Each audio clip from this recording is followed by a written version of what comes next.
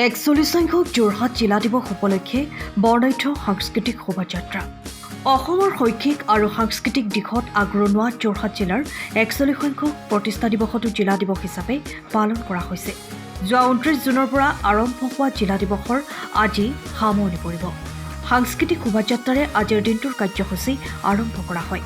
প্ৰতিকূল বতৰকো নেওচি যোৰহাট ষ্টেডিয়াম চৌহদৰ পৰা যোৰহাটৰ বিভিন্ন অনুষ্ঠানৰ লগতে বিভিন্ন শিক্ষানুষ্ঠানৰ ছাত্ৰ ছাত্ৰীসকলৰ এক বৰ্ণাঢ্য সাংস্কৃতিক শোভাযাত্ৰা উলিওৱা হয়। এই শোভাযাত্ৰাত অসম তথা উত্তৰ পূবৰ বাৰেৰহণীয়া সংস্কৃতি, অসমৰ বিভিন্ন জাতি জনগোষ্ঠীৰ সাজ সজ্জা, লোকনৃত্য, বিহু আদিৰ লগতে অসমীয়া জাতীয় জীৱনৰ লগত জড়িত বিভিন্ন লোক সংস্কৃতি উপস্থাপন কৰা হয়। ষ্টেডিয়াম চৌহদৰ পৰা উলিওৱা সাংস্কৃতিক শোভাযাত্ৰাৰ সামৰণি পৰে জিলা আয়ুক্ত কাৰ্যালয়ৰ চৌহদত।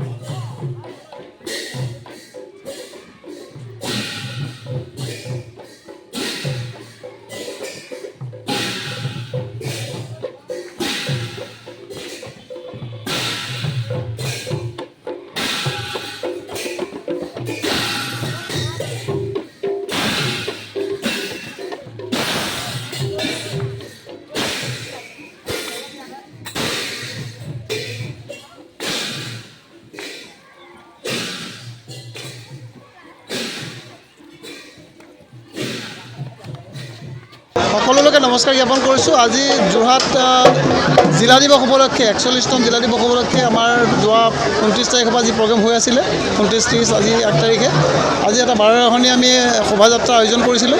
বিভিন্ন বিদ্যালয়, যোৰহাট জিলাৰ বিভিন্ন বিদ্যালয়, বিভিন্ন অনুষ্ঠান প্ৰতিষ্ঠান ৰাইজৰ সহযোগত এক সুন্দৰ আমি শোভাযাত্ৰা আমি পালন কৰোঁ, কিন্তু বতৰৰ বিধি পথালিৰ বাবে আমি অকণমান শ্বৰ্ট কৰিবলগীয়া হ'ল ৰাস্তাটো। হ'লেও আমাৰ সুন্দৰভাৱে এটা এই অনুষ্ঠানটো আয়োজন কৰা হৈছে। ইয়াৰ পিছতে আমাৰ এতিয়া সকলো যাব এখন মুকলি সভা আছে জিলা আমাৰ হেৰিয়াত ডিষ্ট্ৰিক্ট লাইব্ৰেৰীত।